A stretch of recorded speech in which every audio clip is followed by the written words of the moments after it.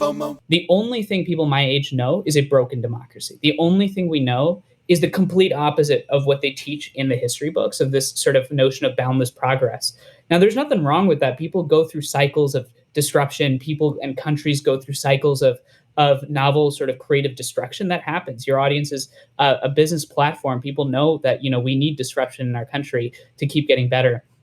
But when that norm is totally broken, when the four major events that define someone like my life is 9/11, the Great Recession, the 2016 election, and the 2020 election, and the riots, and the pandemic, that's not a great timeline for just success. That's Manu Meel, CEO of BridgeUSA. I'm your host, Patrick McGinnis, and this is FOMO Sapiens. When the world's spinning out of control, it can be impossible to know what to do and what to miss out on. That's called FOMO, which is short for fear of missing out. How do I know? Because I coined the term, and I'm the world's first FOMologist. And this is the show where I ask entrepreneurial thinkers, people I call FOMO sapiens, how they live and work with conviction no matter what life throws at them. FOMO. FOMO. Welcome back to FOMO Sapiens. Today, we're going to be talking about something that a lot of people have been struggling with over the last 4 or 5 years, and that is how to have conversations with people who maybe disagree with you on politics.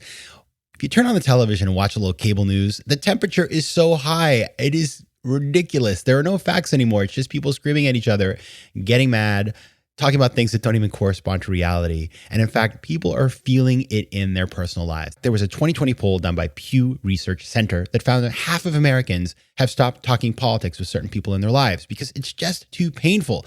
But here's the thing, we have to be able to talk politics because as we've been talking about in previous episodes of the show, for example, with Mitch Weiss, talking about political entrepreneurship, if we don't get involved, if we don't add our voices in a constructive way, it's going to be hard to find solutions to the many problems that we face. And so what I wanted to do today is bring on two political entrepreneurs who are on the forefront of the battle to get us to talk to each other nicely, respectfully about politics. Manu Meel is the CEO of BridgeUSA, a national organization working to engage, educate, and inspire the next generation of civic leaders. So how does he do that? Well, Bridge has established 35 chapters in universities across the United States. They're serving over 1,000 students from all kinds of different ideological backgrounds, and they get them together to talk about the issues. Now, they used to do it in person. Lately, they've been doing it online, but it's basically about bringing people together saying, hey, you may be very liberal, you might be very conservative, but let's find a problem, let's talk about it, and let's see if we can actually get a solution. And believe it or not, that used to happen a lot more in politics. So starting with university students, creating a culture of being able to talk to each other, that's going to filter into business, into politics, into all aspects of our society. So it's a really smart organization that I think is making a real difference.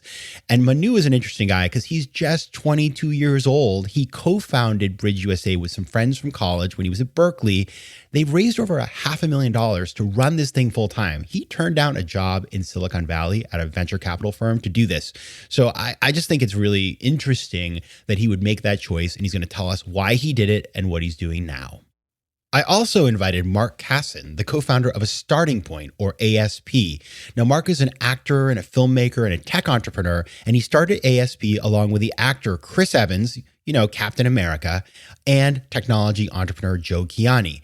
And what ASP is a new kind of media company that shuns clickbait and trolling and instead gives voters the information they need on a variety of issues. They call these issues starting points.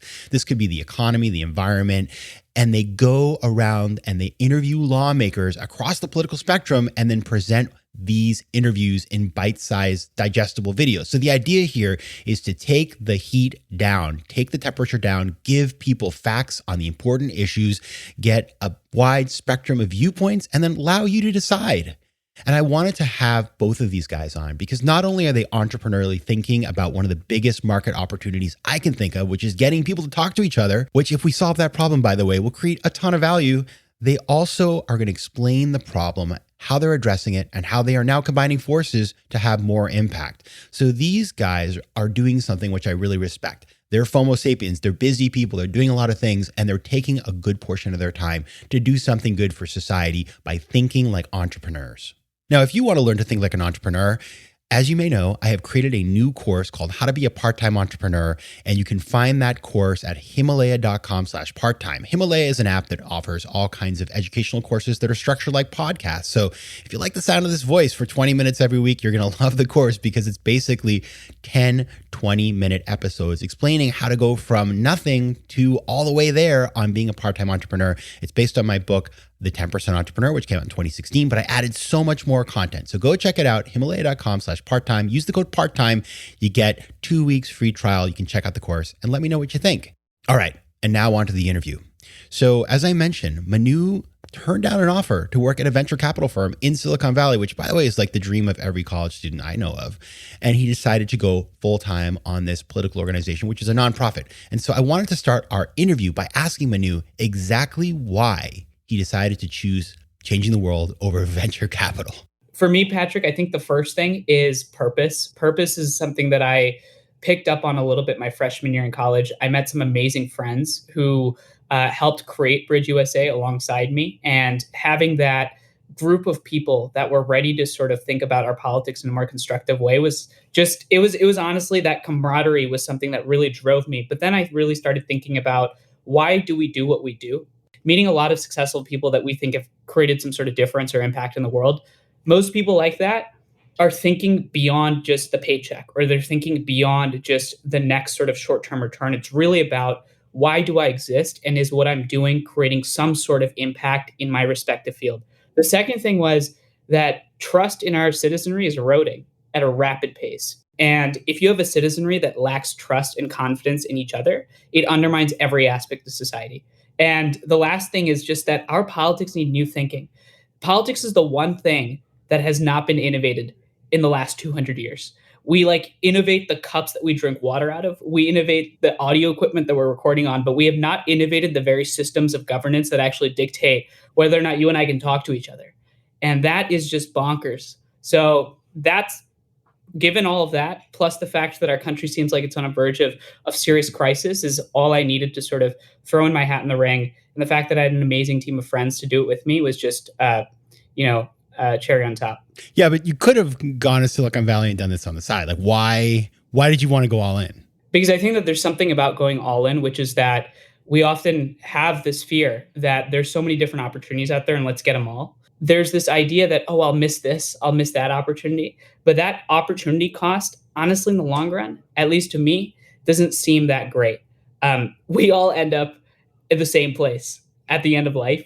And so we got to give it our all in our moment. And I just graduated, so I've honestly got nothing to lose. So part of the issue is that I've got nothing to lose. And so it makes the decision a lot easier. Mark, you're in the entertainment industry in Hollywood. You also are an entrepreneur. So you're already doing a lot of things. I like to think of you as a FOMO sapiens, doing many things and doing them well. You decided to add something new to the list, which is diving deeply into civic engagement. And this is, as Manu just mentioned, this is an important topic, but what gave you, sort of lit the fire for you to take an already busy life and add something new to it? To me, it's not that different than what I do. It's a different version of it. What my life has become, and what I refined, is I'm a professional storyteller. And that storytelling needs to cultivate someone's voice. Maybe it's mine, maybe it's somebody else, and then get to an audience. And so ASP is just a very specific mission to cultivate a voice and reach an audience. And I approached it with people who know more about that subject than me. Many of them, most of the people who work on ASP, or a good chunk of them, did a version of this professionally. And I'm just here basically to help think about where it needs to go, listen to both sides, not even meaning right and left, meaning elected officials, the media world, and then, the audience, and think about how to refine a voice to get out there and use other people who actually do this for a living. So, it started with Chris Evans' idea, then Chris and I, and then my friend Joe Chiani, sitting there around a table and distilling it, the way, Picasso would, a subject matter into its essence, and then building it back up into what this is. But that's a process that I'll do at anything. Yeah, that's the power of when you're doing a bunch of things, but if there is a unifying central force, a skill set, a set of things that you do, and you can find that essence in each of them, you can be a heck of a lot more efficient. You can add more things to the mix without disrupting everything else. Now, we've mentioned each of your organizations, but I'd like to go a little deeper. So starting with you, Manu, talk about what Bridge does. What is it all about? What do you do every day? I believe that people are the fundamental unit of our country and democracy. I think that people are the folks that actually vote at the ballot box. People are what move things forward. People are what innovate. My job is to make those people more empathetic, more constructive, and more solution oriented. And I think it's got to start with young people. And so with Bridge, it's basically how can we make young people not only model citizens, but how can we inform them to think about politics in a different way? And so what we essentially do is we go to college campuses, we set up chapters. Think about green spaces in a city. We're basically creating civic spaces. And these civic spaces are peer-to-peer facilitated, led by students for students, creating and facilitating constructive, healthy dialogue, and basically emulating what you and I and Mark are doing at scale, having conversations, and then figuring out what next. Okay, give me an example of one of the events that you've done that was impactful. I think that the biggest value of Bridge is actually seeing what we're doing in person and seeing the visceral reaction on a kid's face or a student's face, that aha moment when their mind changes. I think that's what always drives me to Bridge. And so at Notre Dame, for example, we had hosted Secretary of State Condoleezza Rice and Secretary of State John Kerry back in, I think, 2019 it was. And the cool part about the event was not actually the actual event. It was getting to see the students actually interact with those two secretaries and world leaders that you only see on the TV in the backstage. And in this dialogue and discussion, these people actually liked each other. Like Condi was calling Secretary Kerry John, and Secretary Kerry was calling Condoleezza Rice Condi. And they traded scarves, they traded a tobacco, they had like a cigar exchange. And it was like, wow, like people actually care about each other, and the intentions behind people's actions are genuine, and we don't get to see them in our politics. And scaling that for us, and that's a big example, Patrick, but like the minutia example of students with each other. At Cal, for example, we hosted a debate where we had 80 students discuss homelessness. There's a park in Berkeley called People's Park. These students came together. You had some homeless people come from the city. You had some students. You had some advocates. And believe it or not, people actually came to a shared understanding of what to do with the park. That's what we got to replicate. If you actually sit down with people, not just comment on their Facebook posts and fight with them, but you sit down with them and look into their eyes and recognize there's this person there, and maybe they don't agree with you, but there's a person nonetheless, magical things can happen. One of my mentors, and someone that I watched from afar, Van Jones on CNN, one thing that he told us once was that the best antidote to polarization is humanization. Actually seeing the person behind the comment, not just the comment. Actually seeing the intention behind the argument, not just the argument. That's what Bridge does. It helps people see the intention. It helps people see the person. And Mark, somebody goes to check out your website or engages with your work. What's the experience they're going to have? What we consciously did when we created the site was to make something that people could explore in the way that they needed it, right? So there's a way to go and look at starting points. If you just want to look up a piece of information, what is DACA? You go and you click on immigration, you click on DACA, you get no less than 3 answers from a Republican elected or formerly elected official and 3 Democrats. And that's for hundreds of subjects. We have thousands of minutes of answers directly from elected officials. That is the glossary type, informational part in terms of things that are kind of evergreen. And those come back in various ways. People can search for that. But then there's other things like daily points where elected officials put their own content up every single day. And then there's interviews that we do with elected officials and things called Explorers, or Chris and I do them in chats. And then that lives at the top. So nowadays, and I don't have to tell many of this, people experience their news where they are. So the site is there as a resource for anyone who wants to go and look things up, and they can find one subject and then find any version of the verticals we have, from starting points, daily points, or counterpoints, which are our debates.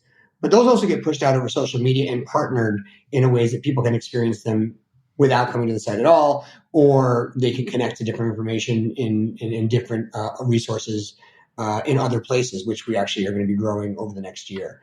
But the short answer is, how do people experience the information on our site? Kind of however they want to. I remember there was a time a long time ago when I would think, in Europe, you know that there's which newspaper is the left-wing one and which one's the right-wing one. It was very open, but we didn't think about our media that way. We thought media was just media. What we've learned is that's not the case. And so you're creating a space where you're taking issues and you're giving people a bunch of different fact-based information from different perspectives, because people can disagree on an issue, but they're able to then learn and then from there start to have better conversations, and then go to their college campus, their BridgeUSA conversation, and have a nice, pleasant, fact-based. Maybe there'll be disagreement, but it isn't like at the end people storm out and say like, "I wish you were dead and you're a bad person and you hate America," and stuff like that. Is that what we're doing?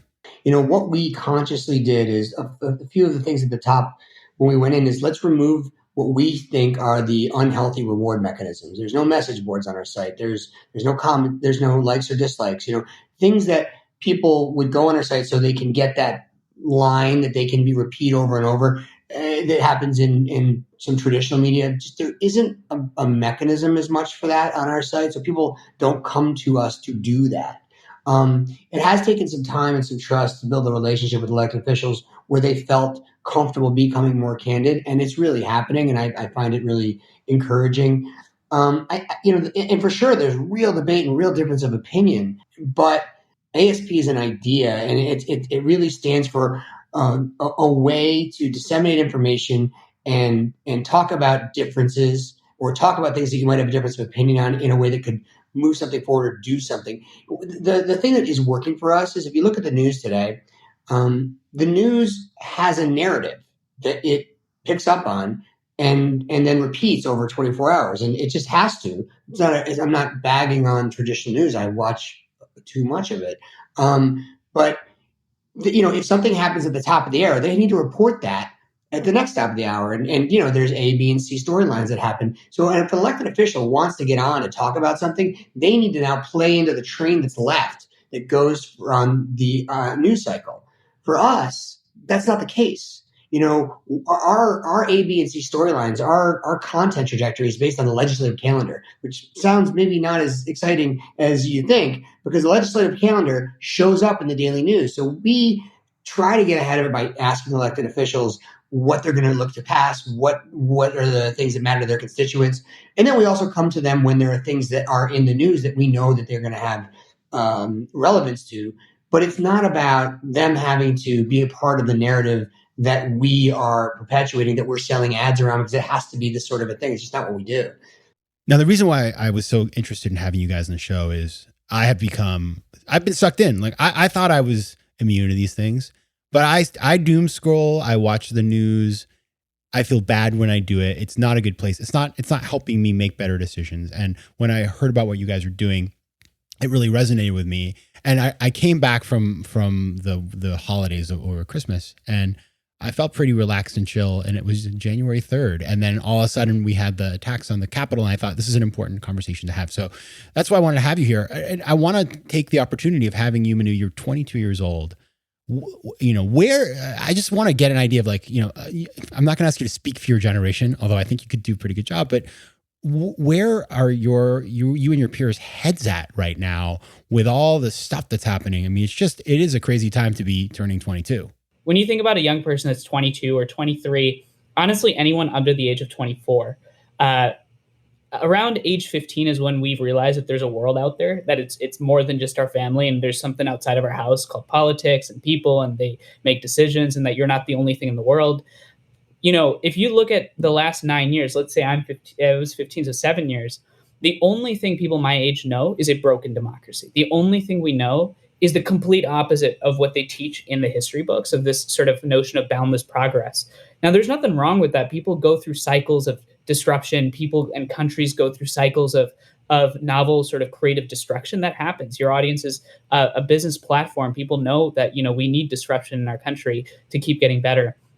But when that norm is totally broken, when the four major events that define someone like my life is 9/11, the Great Recession, the 2016 election, and the 2020 election, and the riots, and the pandemic, that's not a great timeline for just success. That's a little rough. And that, I think, leads to two things. First, I think many young people are resorting to pessimistic politics, pessimistic engagement, that it's either, the system needs to radically change or we totally disengage.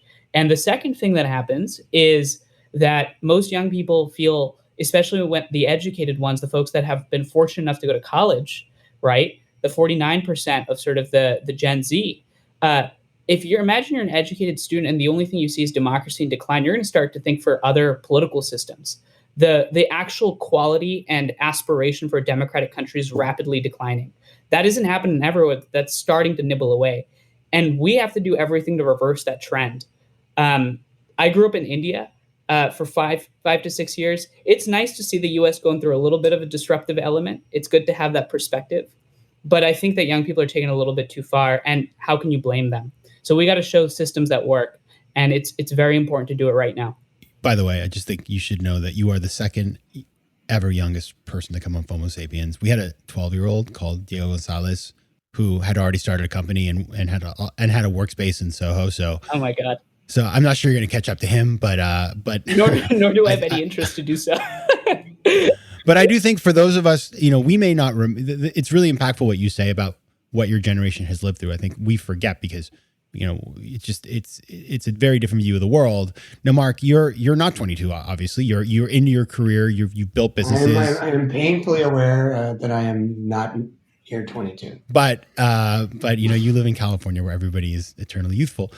But you're working with Gen Z and millennials, and you're talking to a community that is complex. So, what have you learned? And as you do that, like, what have you learned about communicating and relating to these two generations? To make sure you involve people from them. Even before we started dealing with Manu and Bridge, the very first thing we did once we felt that we had our feet on the ground and were clear in our mission and our voice was involve a group called Close Up, the Close Up Foundation, who has been doing civics engagement for 50 years and has worked with hundreds of thousands of, going on 1 million classrooms. And they, as a mechanism, are in tune to the oncoming voice of people who they've been committed to creating tools, to creating ways to get teachers and teach educators and professionals on how to educate kids to civically engage and discuss these issues. So the first thing we did was go to people who are doing it every day. Because again, I'm a professional storyteller. I am in media. So it is my job to think about who might be listening and what somebody might get out of something. So we think about that and what's the best way to access an audience and what's the best way that we could give service to the elected officials to give them access. Chris obviously has a very young audience through his day job as a superhero and other work. And so, that's worth bringing to the table. But the most important thing is we just bring the access point to the table. We listen to people like Manu, like the good folks at Close Up, who do this every day to figure out what's the best way to integrate, because it would be a little, I think, it's not really, we are not qualified to try to, either save the world. Folks like Manu, their organization does this. We just are trying to shine a light on it and make a flow-through entity, if you will, and how to, couch and put in the information together. But the generation, the voice is theirs. Now, Mark, you mentioned, you guys have platform, and especially Chris Evans, big platform, right? He's got social media. He's a superhero by day and defending Jacob by night, which I watched deep into the pandemic. And yet no good deed goes unpunished. And there is a risk when people in the entertainment industry engage in politics that there can be a backlash. And sometimes, by the way, it's well-deserved. But oftentimes it's just that the rhetoric is heated and you see that things spin out of control. And so how do you guys think about engaging in a way that has impact, but at the same time, not getting into a place where you create backlash that can actually make your platform dangerous to your careers? I have two partners, Chris and Joe Kiani, who both have very, public lives in different ways. And I can't speak for them. And you can't, we all three of us have experience in not being able to control what people say about us. I can remember vividly some reviews of the first play that I wrote. They weren't good. And, I would have liked to control that writer and what they had to say about my work then. I think, this is a minefield, and we just do the best we can to create a mechanism to allow elected officials who are responsible to their constituents, to the world, to pass laws that affect our lives. And so we're not commenting on them. There are many people on the site that there are people that I don't agree with. There are people on the site that I never thought I'd agree with that I've come to respect tremendously. But the service that we provide is these folks are elected. They are in power. They are chosen. They are passing laws. And their decisions affect all of our lives, whether you're from their state or not. And we would like them to be able to say what they're about so people can know. I hope we don't get too much, grief for stuff, but we do the best we can. And we're very confident in what our intent is and what our guiding principles are. And, can't please everybody. You're obviously both here together. And the reason why you're here together is because I heard that you're going to start working together more closely. So, Manu, why don't you tell us how A Starting Point and Bridge are going to be partnering starting now? We've got these discussions. We have these vibrant civic spaces that are student-led, that are engaging young people, but we need good content. We need good news narratives to plug into that. And that's the first thing is Mark and the folks at ASP are basically thinking about how to disrupt media. We've got this amazing product that they've put out. Let's use that as a starting point, no pun intended, for discussions. The second part of it is that as you think about growing Bridge, for example, shining a light on our work is basically the limiting factor that is preventing us from scale. I wish you could meet the amazing friends that have built this alongside me and with me, because those folks have actually put in everything they've got into it. And people like, and the leaders at ASP have that cachet and credibility to really demonstrate that there is significant potential in a youth movement. So both of you, Mark, you've been an entrepreneur for a while, and Manu, you considered going to VC, but you had exposure to the industry. So I'm curious from both of your lenses, like how is this political entrepreneurship different than, say, just building a tech company? It's not. I look at everything through the lens of my training as a storyteller: objective, obstacle, tactic. Who are you talking to? How do you refine your voice? How is it relevant to them? If this is true, then what else? Asking questions. That is true of great technology. Technology has to apply a service and connecting and harnessing a voice and bringing it to somebody who can be used to hear it, or being somebody who needs to hear information. That's all we're doing here, and the holy trinity of technology, art, and government, I guess, is what we live at the nexus of. But to empower through information. This happens to be connecting the electorate to the people that elected them and making people feel like they have an entry point, demystifying so they have a place to start. A Starting Point was created because we wanted to know more information, because Chris was like, you know what? I don't really sometimes know what I'm talking about when I tweet this thing. I wish I had a place that I felt comfortable looking at it. So it's all the same thing as far as I'm concerned, telling a story, accessing a question, being responsible to an audience, and then standing up for what you believe in and refining those beliefs so you can be challenged for how to make you better. Manu, final word. I mean, what Mark said, there's two things I think that every great tech company has, which is why I actually don't think political entrepreneurship, tech entrepreneurship, both got the word entrepreneurship in it. I don't think they're very different. Every great tech company I've seen, two things. They've got a very identified and clear problem, and they have a solution to get there. They're innovating. They're thinking about a different way that's more radical and different than the status quo. Bridge is basically thinking about how is higher education educating our young people to think in more civically engaged manners. We don't think that that's happening. We think that young people are becoming increasingly polarized. So our goal is, let's disrupt that civic engagement process. Let's bring these civic spaces, student-led, student-initiated, so we can build a democracy that actually responds to Americans and doesn't just respond for them. And that is so crucial in our work, and I think it's necessary. The big underpathy, and to Mark's point, is like when you're building that big tech company, you've got to love the people you work with. You've got to be able to empathize with your user, who your customer is, and you've got to bring the best quality and product to that person. And so I think that the skill sets that people are learning at Bridge are applicable to every industry on the planet. And I think we need more of it. All right. If you want to learn more about BridgeUSA and A Starting Point, you can check out bridgeusa.org. And you can find A Starting Point on Instagram and on the web at A Starting Point, and on Twitter at ASP. Manu And Mark, thanks for being here. Thank you, Patrick. Thanks for having us. FOMO. Big news. We now have a brand new website. So head over to FOMOsapiens.com where you can listen to past episodes, learn more about the show, and find out how to advertise. Also, head over to Spotify where you can find and follow playlists of the best of the show. You can also connect with me on Instagram at Patrick J. McGinnis, on Twitter at PJ McGinnis, and on LinkedIn. I'd love to hear from you, so don't be shy. FOMO Sapiens is recorded in New York City. Theme music is by Mike McGinnis, and editing and post-production is by Josh Elstro. If you like today's show, please be sure to rate it and recommend it to your friends. And as always, you can find me at FOMOsapiens.com and at PatrickMcGinnis.com. To advertise on FOMO Sapiens, reach out to contact@FOMOsapiens.com. FOMO.